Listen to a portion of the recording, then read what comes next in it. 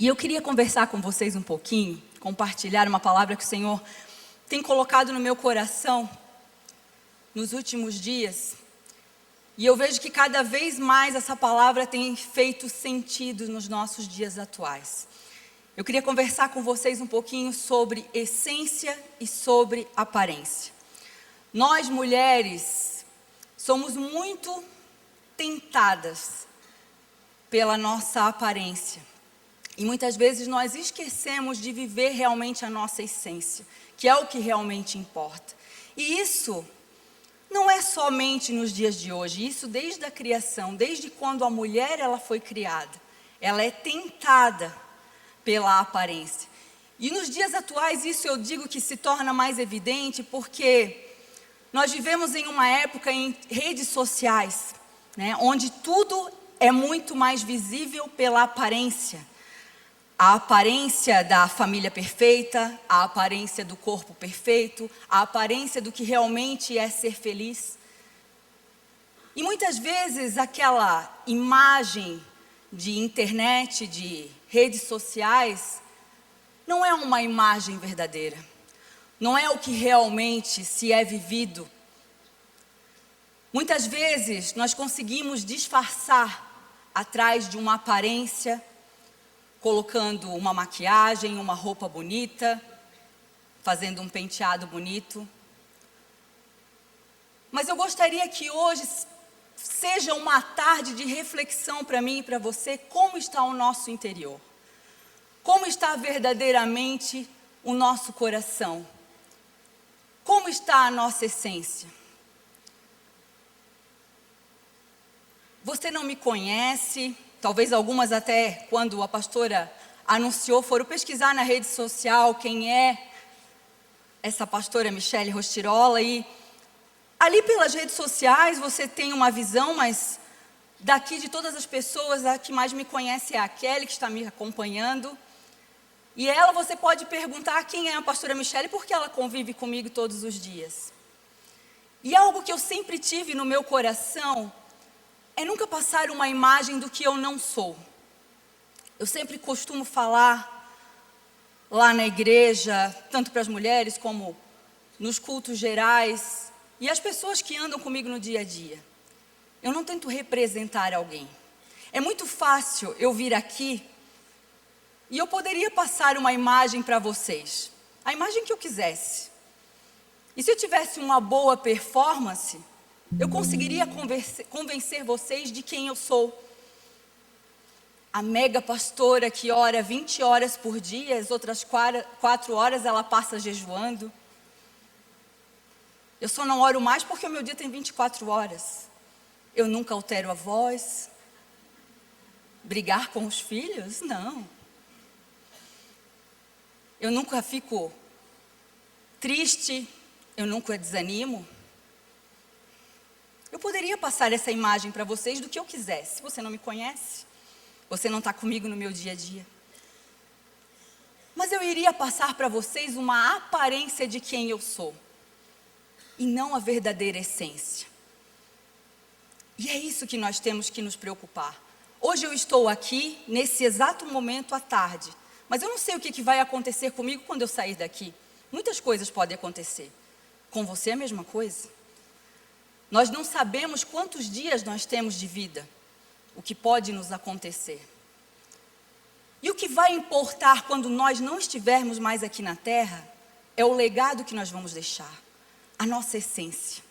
Nós podemos partir aqui da terra, mas a nossa essência vai permanecer, não vai ser a aparência. A aparência é algo passageiro. A aparência nós podemos melhorar de várias maneiras, mas a essência é o que vai valer. Então eu gostaria que você que trouxe a sua Bíblia, ou se você não trouxe a Bíblia, se você quiser acompanhar, eu acho que também vai ter aqui no telão. Eu gostaria que você abrisse em Lucas 6, do versículo 43 ao 45.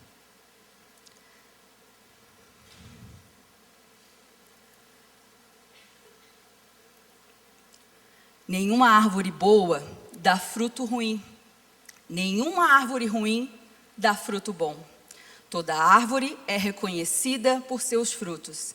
Ninguém colhe figos de espinheiros e nem uvas de ervas daninhas.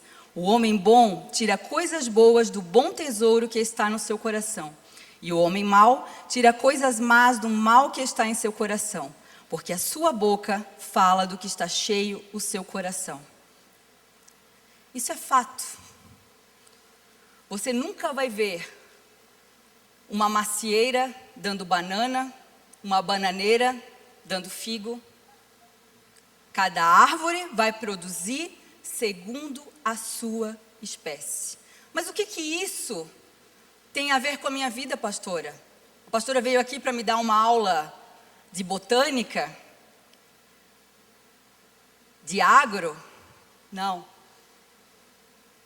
Assim como a palavra está falando sobre árvores e frutos, árvores produzir segundo a sua espécie, eu e você, nós temos um papel muito importante dentro do nosso lar.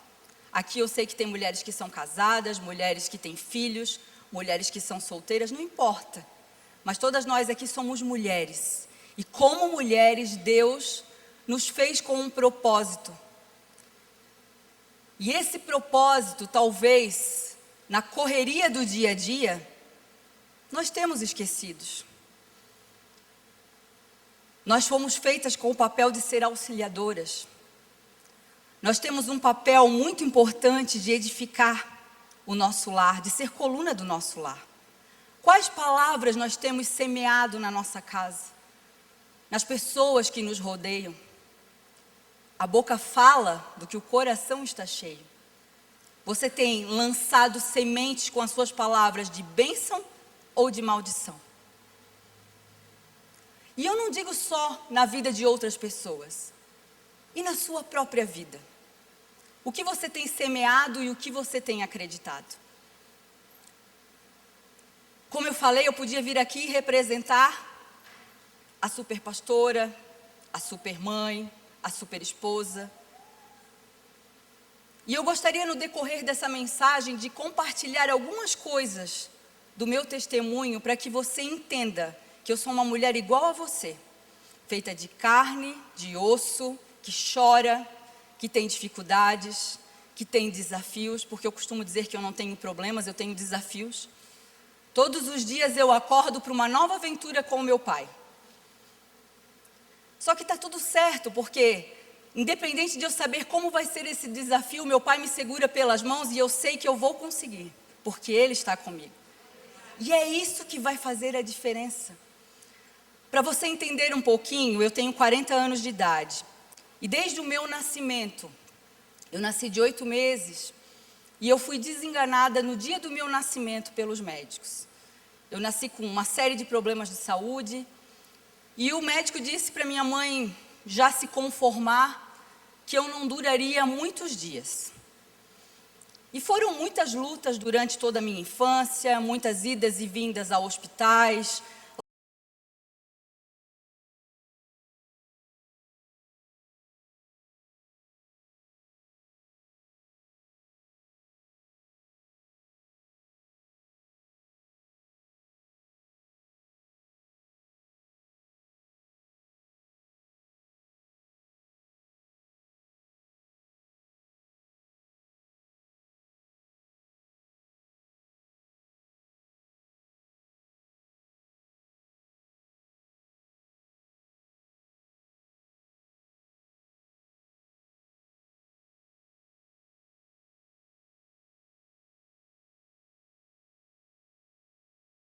Enquanto eu era adolescente, isso me trouxe algumas dificuldades. Eu cresci sendo uma criança muito tímida, extremamente tímida, medrosa, insegura. E aos 6 anos de idade, um dos meus sonhos como criança era ganhar uma bicicleta. E eu idealizei aquela bicicleta, eu queria uma bicicleta rosa com cestinha na frente. E eu já me imaginava subindo naquela bicicleta e pedalando rua fora. E eu ganhei a bicicleta. Só que o sonho que eu tinha idealizado na minha cabeça não aconteceu assim. Quando eu subi naquela bicicleta, a minha mãe deu um grito. E ela disse: Michele, desce daí porque você vai cair. E eu nunca pedalei aquela bicicleta.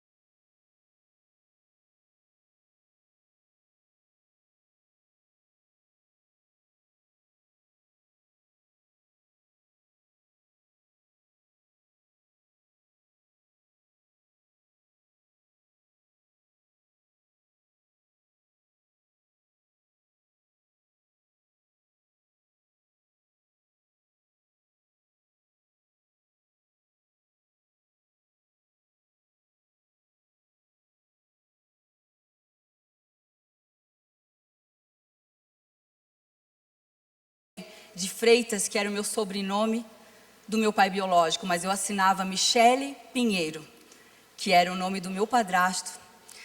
E eu perguntava por que a minha mãe não casou com ele, sendo que ela amava ele. Por que eu não tenho a pele dele? Ele é mulato e ele tem os cabelos cacheados. Por que eu não tenho o sangue dele? Eu queria ser algo que eu não era. Eu estava com a minha identidade totalmente confusa. E eu queria ter uma aparência, porque eu achava que se eu tivesse a aparência dele, eu seria mais amada. Hoje eu entendo que eu não preciso do sangue dele.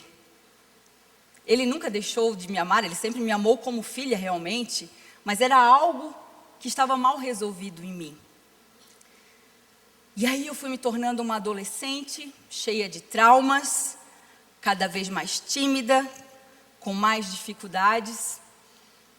Foi aonde eu consegui encontrar uma amiga que conseguia ser mais tímida do que eu. E essa amiga mais tímida do que eu me convidou para ir à igreja dela. Para você ver como até o tímido ele pode ser usado quando ele se permite por Deus. E essa amiga me fez o convite que mudaria toda a minha vida e toda a minha história. Ela me convidou para ir à igreja e naquele dia ia ser um filme sobre volta de Jesus. E após o filme, o pastor fez o apelo para quem queria ter realmente um encontro com Deus. E eu, tímida, que estava no fundo da igreja, eu fui até a frente e aceitei Jesus naquele dia. E dali para frente a minha vida começou a mudar. Eu continuava sendo a Michele tímida, mas eu passava a enfrentar os desafios que vinham na minha vida. E aí eu já estava com 13 anos, ia ter um congresso numa cidade vizinha, Curitiba. E a minha mãe, que era super protetora, tinha liberado eu ir com o grupo de adolescentes da igreja. E eu estava feliz da vida. Você imagina um monte de adolescentes, era a primeira vez que eu sairia sem os meus pais para ir num congresso da igreja. E quando nós estávamos indo para aquele congresso, atravessando a ponte Itajaí Navegantes, aquele dia chovia muito, era o mês de julho, o ônibus que a gente estava sofreu um acidente e caiu daquela ponte. E daquele acidente, 6 pessoas morreram, a pastora da igreja, o motorista do ônibus e 4 amigos meus. Só que aquilo que era para ser uma grande tragédia na minha vida, eu considero que eu tenho 2 datas de nascimento, a minha data de nascimento real e aquele acidente. Dia 7 de julho de 1995, naquele acidente que era para ser algo trágico, eu descobri o meu propósito de vida. E ali eu entendi tudo. Quando eu acordei naquele ônibus, era só escombros, só estavam ali 3 amigos meus, 2 amigas que estavam inconscientes, um amigo que estava imobilizado porque a perna dele estava trancada embaixo dos bancos, os outros já tinham ido todos para o hospital. E eu lembro de perguntar, Deus, o que está acontecendo? Eu comecei a chorar muito, sem entender, eu não lembrava que eu tinha sofrido um acidente, porque eu tinha desmaiado com a batida. Eu fui até uma das janelas daquele ônibus e saí, os bombeiros me direcionaram até o carro de bombeiro. E como eu era uma das que estavam em situação melhor, eu fui no banco da frente, junto com o motorista daquela ambulância, até o hospital. E a menina tímida foi preenchida por uma ousadia, uma coragem que só pode vir de um lugar, só do Espírito Santo. Porque eu com 13 anos, eu entrei por aqueles corredores daquele hospital e eu não deixava nenhum médico e nenhuma enfermeira colocar as mãos em mim para me examinar. O que saía da minha boca era: salvo meus amigos, os meus amigos precisam mais.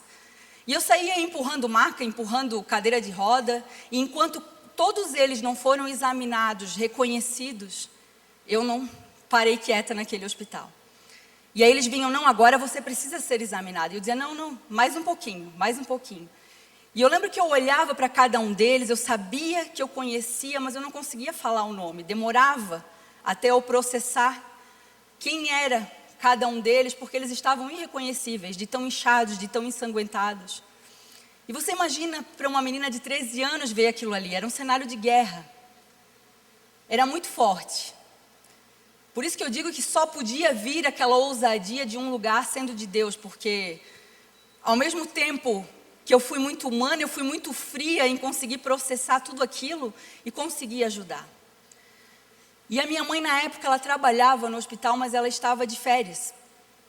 E o meu pai, meu padrasto no caso, ele é cardíaco e ele tinha feito uma cirurgia recente do coração. E ele sempre foi muito apegado comigo, e eu não queria que ele recebesse essa notícia de qualquer maneira. E lembre-se que a minha mãe, ela era super protetora. Ela também não poderia receber essa notícia de qualquer maneira. Uma das funcionárias do hospital, ela me reconheceu e ela disse, Michele, o que você está fazendo aqui? E eu disse, eu estava nesse acidente também.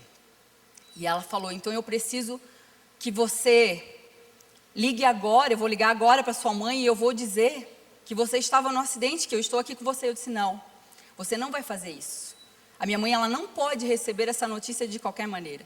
Você vai me levar na minha casa e a minha mãe, ela vai ver que eu estou viva e aí então eu faço os exames depois.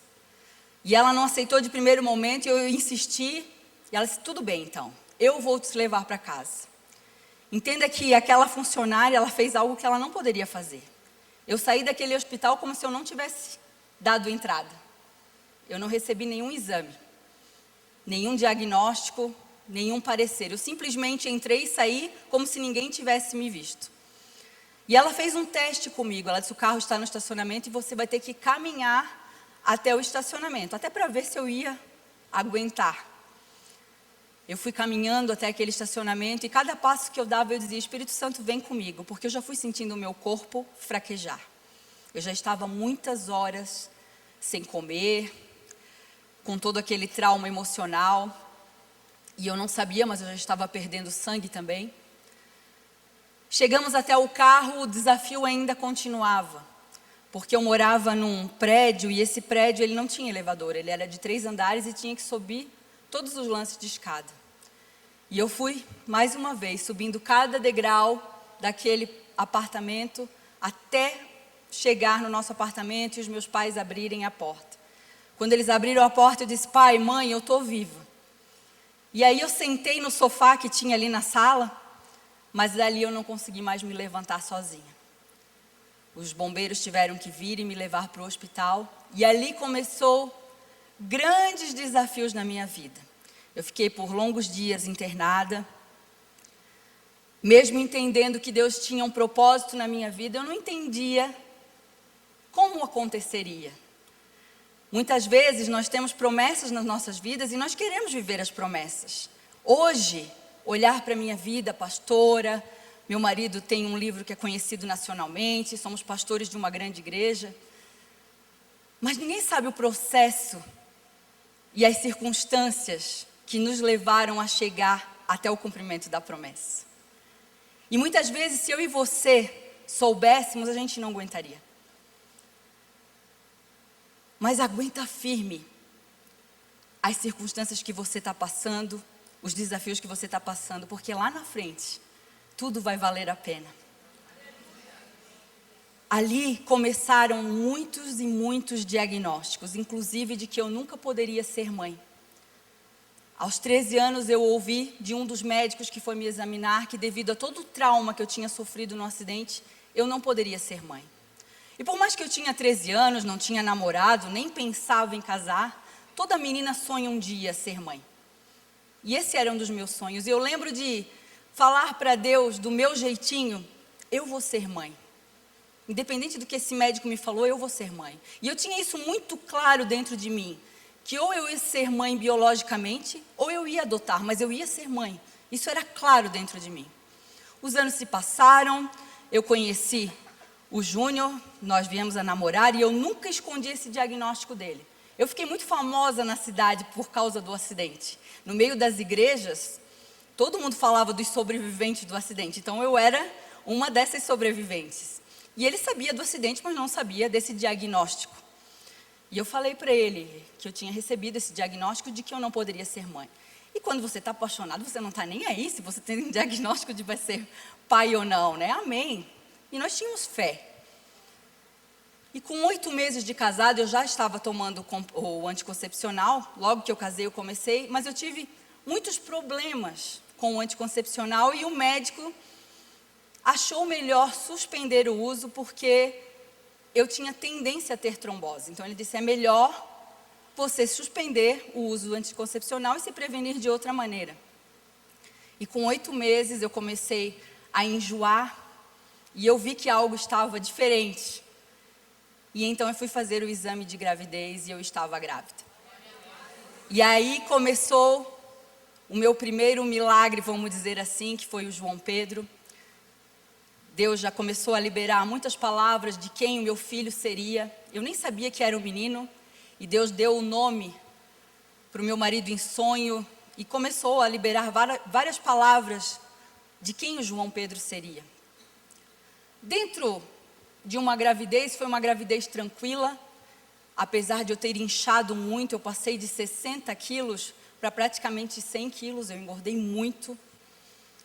Mas foi uma gravidez tranquila, não tive grandes problemas. O João nasceu e ali na primeira consulta com o pediatra, o João tinha 1 semana de vida, aquela consulta rotineira, né, de primeira ida para o pediatra. Eu via que o pediatra virava e revirava o João e eu achei aquilo normal, primeira consulta com o pediatra, nunca tinha ido. A minha sogra que foi me acompanhar nessa consulta. E o médico disse: mãe, você observou que o seu filho ele tem um furo aqui nas costas? E eu disse: não. Ele disse: pois é, o seu filho ele tem um furinho aqui. Mostrou o furinho. Aqui no final da coluna. E tudo leva a crer que esse furo que ele tem é um sinal de que o seu filho tem hidrocefalia. E aí ele foi bombardeando. Hidrocefalia, você sabe o que é, mãe? Não, não sei. Hidrocefalia vai limitar o seu filho de alguns movimentos, principalmente a parte locomotora do seu filho vai ser comprometida. Ele pode fazer uma cirurgia e colocar uma válvula atrás da orelha, mas vai limitar ele. E tudo que aquele médico ia falando não fechava com as promessas do que Deus tinha me falado.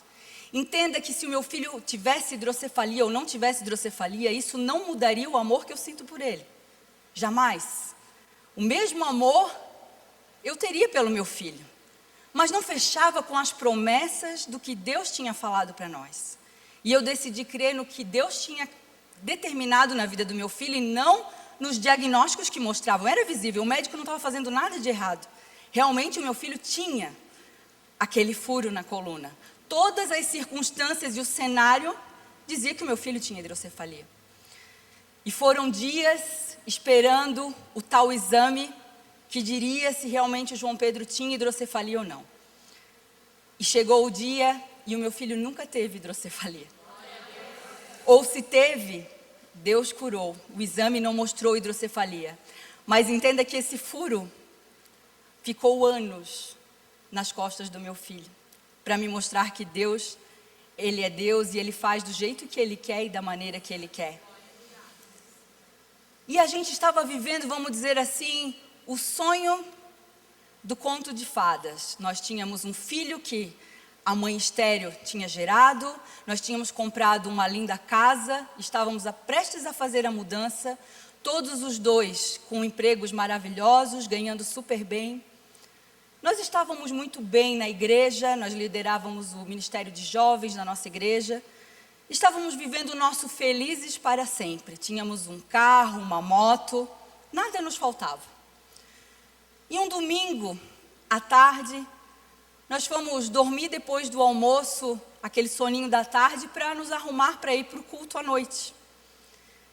E de repente eu acordei com o meu travesseiro todo encharcado. E eu pensei, nossa, eu não transpirei tanto assim para ter molhado o meu travesseiro, e muito menos chorei.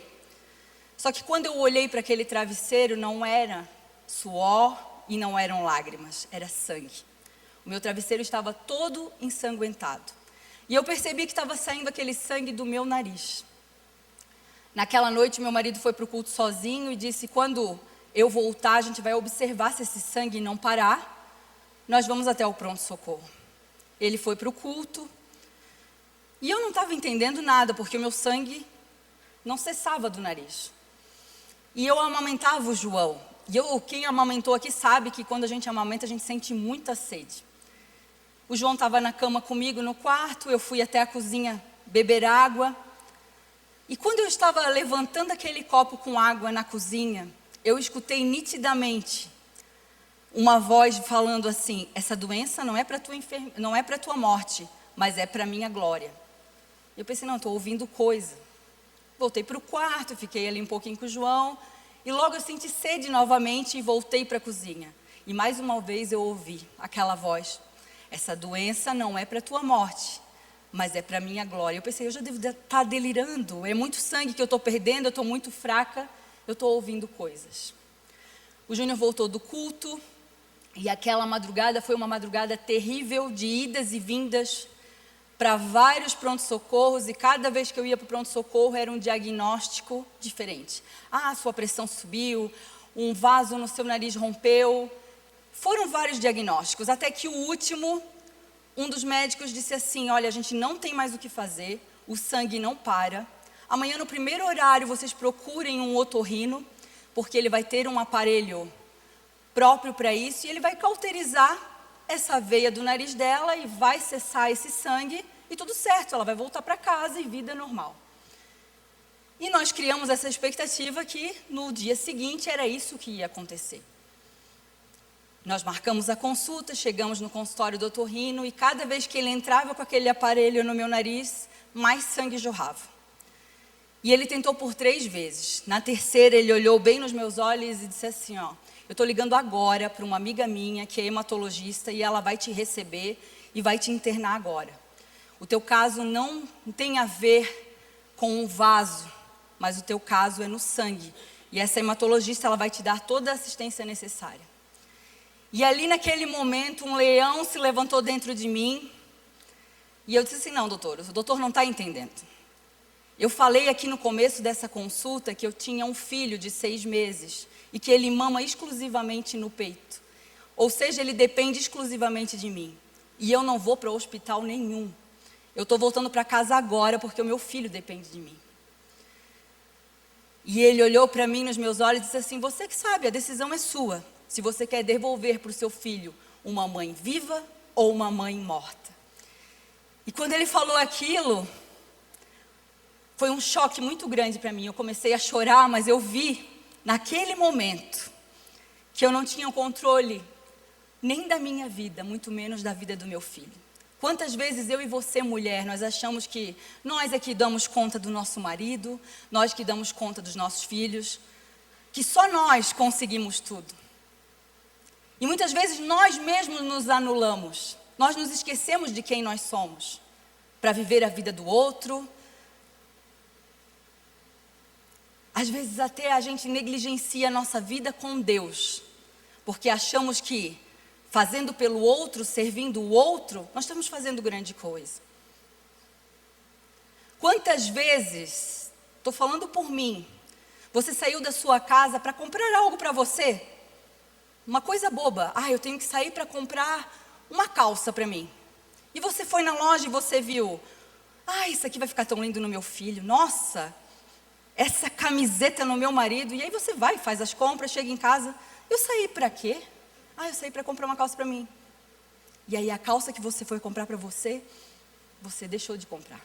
Não tem nada de errado você ser generoso e fazer pelo outro. Mas e você? O mandamento é que nós temos que amar ao nosso próximo como a nós mesmos.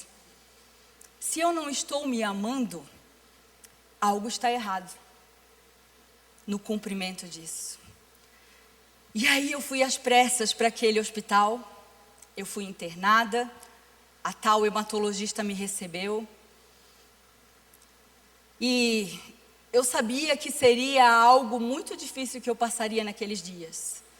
Mas quando a tristeza batia no meu coração, eu lembrava da voz que eu tinha ouvido naquela cozinha. Essa doença não é para sua morte, mas é para minha glória. Mas eu não sabia quantos dias eu ia ficar, eu não sabia como seria, eu não sabia nem que diagnóstico que eu tinha. E um dos primeiros exames que eu fiz foi para saber se eu tinha leucemia. Porque eu estava perdendo muito sangue e já não era mais apenas pelo nariz. Eu sangrava pela boca, eu sangrava pelos ouvidos. E como eu falei, eu engordei muito na gravidez do João. Mas com 6 meses eu tinha praticamente voltado para o meu peso normal. Só que, devido àquele tumulto de coisa, eu comecei a tomar muito corticoide. E da noite para o dia eu fiquei toda inchada. E o meu corpo era todo marcado de manchas roxas. Todo marcado, todo. Hematomas. Porque o meu sangue não coagulava mais. E aí um dos diagnósticos foi, ela está com púrpura. Púrpura justamente por causa das manchinhas. Para você ter uma noção, um ser humano, ele tem que ter, para viver normal, ele tem que ter 150 mil plaquetas. As minhas plaquetas estavam, 10 mil plaquetas já dá hemorragia cerebral e a pessoa dificilmente volta. Ela entra em coma e é muito difícil voltar. E as minhas plaquetas tinham chego em 3 mil. Então eu era uma morta-viva. Eu estava numa maca e eu não podia me mexer para nada. Não podia me alterar minha voz, eu não podia ter nenhum movimento. Para fazer o exame para ver se eu tinha leucemia, eles nem tiraram o líquido da espinha, eles tiraram desse osso aqui, para mim não ter nenhum movimento. Porque quando é da espinha você tem que ficar curvado e você tem um esforço, vamos dizer assim. Então eles tiraram desse osso aqui. E ali foram dias muito difíceis. Eu considero que foi o maior deserto que eu passei em toda a minha vida. Eu já passei por vários desafios na área da saúde, mas ali foram os dias mais difíceis da minha vida. Não por causa da enfermidade, não por causa dos diagnósticos, mas o que mais doía dentro de mim era não saber como estava o meu filho. Todas as vezes que a médica entrava ou qualquer enfermeiro, a pergunta que eu fazia era: como está o João? Como que o João está se alimentando? ele nunca tinha pego uma mamadeira, ele nunca tinha pego um bico. E na minha cabeça, só eu era capaz de sustentar o meu filho e fazer com que o meu filho se desenvolvesse. E num dos meus questionamentos para Deus, lá naquele hospital, sem muito poder me expressar, eu disse: Deus, eu não estou questionando o que tu estás fazendo, como tu estás fazendo. Se tu fizer, tu és Deus. Se tu não fizer, tu continua sendo Deus. Só que na minha cabeça não está fechando as promessas que tu fez para mim com o que eu estou vivendo, com o cenário que eu estou vivendo. Eu era estéril e tu me concedesse um filho, e agora esse filho não tem a mãe. Eu estou aqui nesse hospital impedida de fazer algo pelo meu filho. O básico, que é alimentar o meu filho, cuidar do meu filho. E eu fiz uma oração naquele dia, eu disse: se eu posso te pedir algo, me permita sair desse leito aqui, não somente para ver o meu filho sendo criado, poder encaminhar ele nos teus caminhos, mas que eu possa cumprir realmente a tua palavra, e que eu possa cumprir todos os dias da minha vida os teus propósitos aqui na terra. E ali eu aprendi, naquele momento mais doloroso, não perguntar mais para Deus o porquê. Por que está acontecendo isso? Mas o para quê. Pode ter certeza que na sua história tem um para quê. Tenho certeza que se eu perguntasse para cada uma de vocês, vocês teriam algo para compartilhar comigo. Da sua infância, da sua adolescência, da sua vida adulta. E os momentos mais dolorosos, pode ter certeza que tem um para quê. Assim como nós estávamos compartilhando sobre as árvores, sobre essência, sobre aparência, pode ter certeza que isso que você carrega, a sua essência, tem um para quê. E se Deus ele compartilhasse com a gente tudo que a gente iria passar, com certeza não faria sentido. Se Deus, quando me prometesse tudo que Ele me prometeu, falasse tudo que eu passaria, nós temos a nossa maneira, o nosso jeitinho de achar que é do nosso jeito que as coisas têm que acontecer. Mas Deus, Ele tem a maneira dEle. E eu queria compartilhar com vocês um versículo que está em Marcos 11, do 12 ao 14. Um texto muito conhecido que você já deve ter lido várias vezes. E no dia seguinte, quando saíram de Betânia, ele teve fome. E vendo de longe uma figueira que tinha folhas, foi ver se nela acharia alguma coisa. E chegando a ela, não achou senão folhas, porque não era tempo de figos. E Jesus falando disse à figueira: nunca mais coma alguém fruto de ti. E os seus discípulos ouviram isso. As primeiras vezes que eu ouvi esse texto, falando sobre a figueira e a atitude de Jesus, eu pensei assim: por que Jesus foi tão duro ao olhar para aquela figueira, sendo que não era época de figos? Por que ele tem aquela atitude? E o que me chamou muito a atenção na atitude de Jesus, depois de pesquisar o porquê, a figueira, diferente de outras árvores frutíferas, ela só apresenta folhas se ela tiver frutos. E provavelmente quando Jesus ele chega, não tinha somente aquela figueira, devia ter outras, mas aquela em especial chamou a atenção de Jesus porque ela tinha folhas. Sabe o que isso me ensina? Aquela árvore, ela tinha aparência de ser, mas ela não era. Ela aparentava ter frutos, mas ela não tinha. Trazendo isso para mim e para a tua vida. Os nossos frutos, as nossas atitudes, aquilo que nós fazemos, você jamais vai ver uma árvore, uma figueira, uma macieira, a árvore comer do seu próprio fruto, certo? Qual é o propósito de uma árvore frutífera?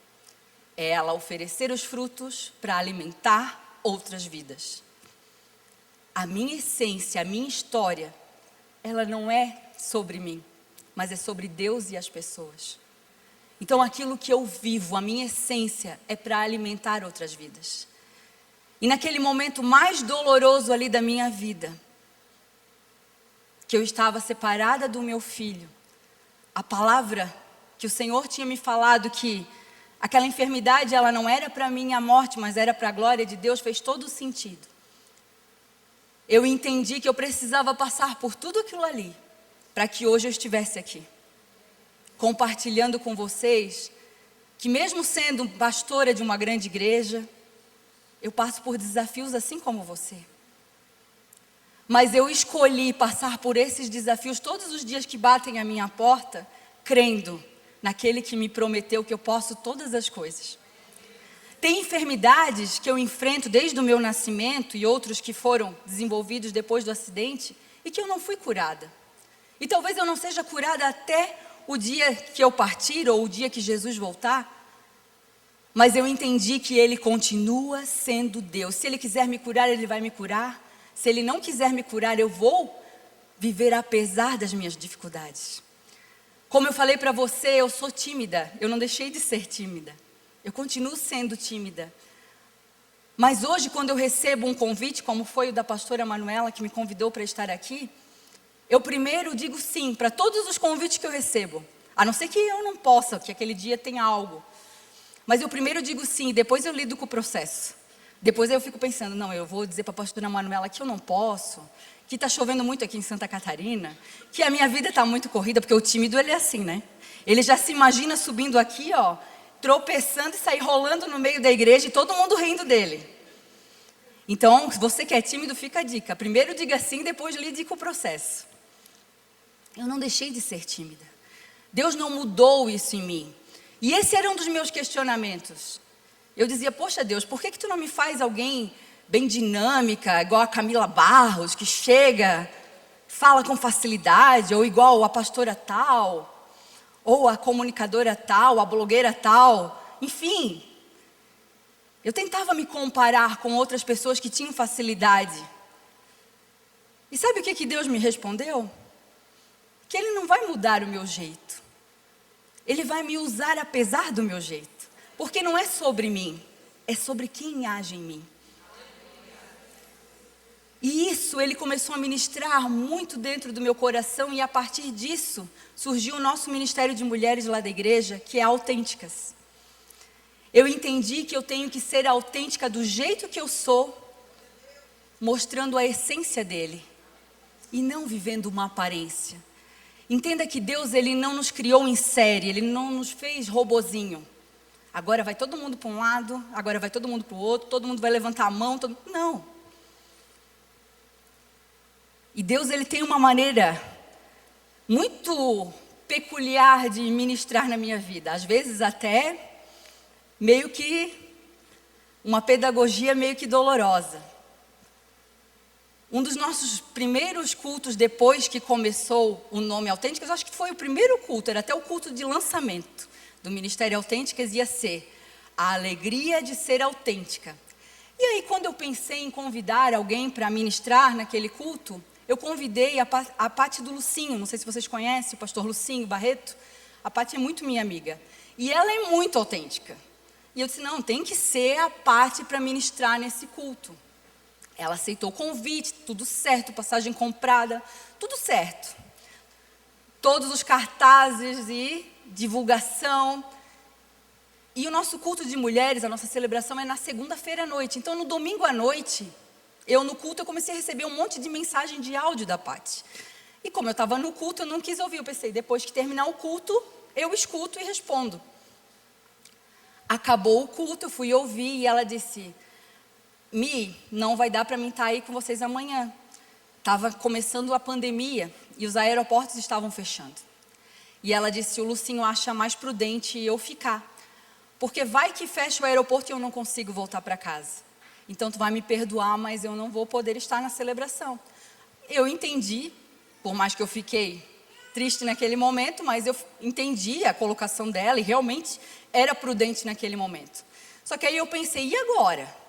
Está tudo divulgado, a mulherada tudo esperando, o primeiro culto Autênticas, a alegria de ser autêntica, a Pati do Lucinho, quem vai ministrar? E aí Deus falou, tu que vai ministrar. Eu disse, não, tá bom, eu ministro, mas eles estão esperando a Pati do Lucinho, vem a Michele do Juninho. E aí? Tudo certo, aceitei, né? Pensei, não, agora eu vou explicar para a igreja. 5 minutos antes de eu subir já o louvor, acontecendo, tudo certo, a Michele que ia subir, ia falar para a igreja, eu não tinha falado até então.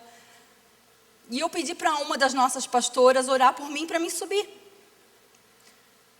E ela orou, eu fui no banheiro para dar aquela última, geral assim. Dei aquela olhada no espelho e eu senti um claque. Pensei, meu Deus, não que isso aconteceu. E aí o que eu temia me aconteceu. O meu dente caiu. Você ri porque não foi você. E aí eu pensei, e agora? Agora como que eu vou subir sem dente? Como que eu vou... Pastora, estão te chamando. E tinha que ser muito rápido. Eu só olhei para a pastora Mary, que foi essa pastora que olhou para mim e disse assim, o meu dente caiu. E ela olhou para mim meio que sem entender. E eu disse, Deus, e agora o que eu faço? Eu não vou passar essa vergonha na frente de todo mundo. E ele disse assim, não é a alegria de ser autêntica? Aí eu disse, mas tem que ser eu, com dente ou sem dente, sorrindo sempre. Vai. Aí eu disse, não, que eu vou ter que pagar esse mico. E eu fui. Eu pensei, mas eu não vou falar, eu não vou dar o braço a torcer. Eu vou pregar, vou fazer o que tem que fazer, mas eu não vou contar que eu estou sem dente. E aquela briga, eu ministrando, a igreja não sabendo de nada, e aquela briga interna, fala que tu está sem dente, fala que teu dente caiu. E eu não vou falar, eu não vou passar essa vergonha. E aí, aquilo começou, o Espírito Santo me incomodando, e fala, falei. Disse, olha, eu vou contar um negócio para vocês, eu não sei porque que eu estou contando isso, mas 5 minutos antes de subir aqui, o meu dente caiu. E contei, tá? Sei que daí depois a gente fez a oração final, o apelo, terminou a celebração. Eu pensei, meu Deus, eu não precisava passar essa vergonha. Amanhã eu ia lá no consultório, arrumava o meu dente, ninguém ia ficar sabendo que o meu dente caiu. Não faz sentido eu ter me exposto assim, para quê? Pasmem, eu fiquei pasma, porque terminou o culto, 3 mulheres vieram me procurar, uma delas em pranto, dizendo que há poucos dias, as 3 tinham perdido o dente. Não naquele dia, mas em poucos dias. E uma delas que estava em lágrimas disse assim, pastora, antes de sair de casa eu disse assim, eu não quero mais saber de viver, porque eu não tenho dinheiro para fazer o tratamento e colocar o meu dente. Então se fosse para ficar sem o meu dente, eu preferia morrer. E eu entendi que muito mais do que um dente, vale a minha vida para Deus. Aí eu entendi o para quê. Para que o meu dente tinha que cair ali na hora da celebração, 5 minutos antes de eu ministrar? Porque aquilo que eu vivi faria sentido para 3 pessoas, inclusive uma que estava prestes a tirar a sua própria vida por causa de um dente. Eu estou contando um exemplo simples, bobo, de um dente. Mas quantas realidades da nossa vida talvez não faça sentido naquele momento para nós. Mas aí vem ao encontro da palavra do que eu falei para vocês do fruto. A árvore frutífera, ela é a mais cutucada, é a que mais vão lá jogar pedra para cair o fruto, não é verdade? E talvez você pense assim, por que eu sou tão machucada? Por que eu sou tão ferida? Porque você tem fruto. E o seu fruto, ele tem um propósito, que é alimentar outras pessoas. Só que nós temos que fazer uma análise nessa tarde também, de como estão esses frutos. Como nós temos oferecido esses frutos? Eles estão realmente maduros? Eles estão doces? Eles estão bons? Ou eles estão amargos, podres? Ou eu não tenho nem fruto nesse momento para oferecer?